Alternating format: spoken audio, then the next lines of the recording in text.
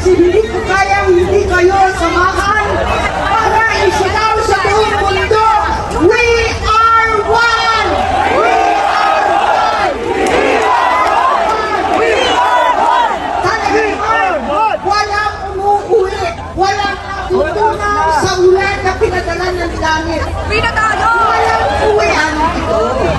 Nasakit lang ang gobyernong manhid at walang pakialam sa hirap ng ating mga magsasaka at mangingisda, mga sektor na nagpapakain sa atin na halos walang makain, gutom ang mga pamilya.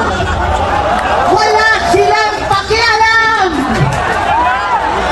Gobyernong tulog, lasing sa kapangyarihan. Sadyang pipiliin pa bumiyahe, makihalubilo sa Canada, sa mga dayuhan sa Amerika, habang ang Pilipino ay nagdurusa sa kasilinang hindi abot kaya, pagkain ginintuan at napakahirap na buhay.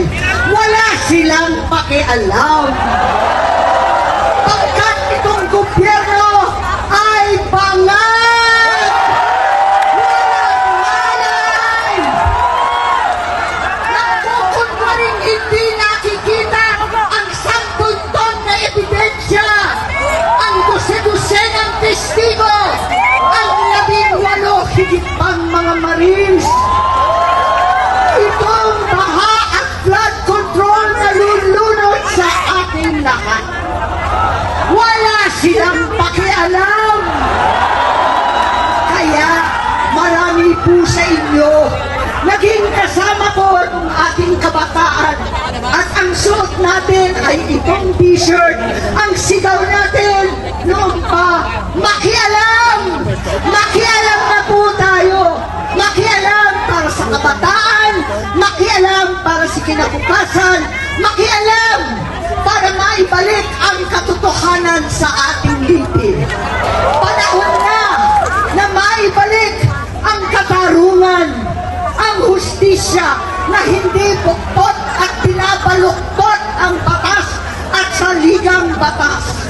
Katarungan na pantay-pantay sa mahirap at mayaman.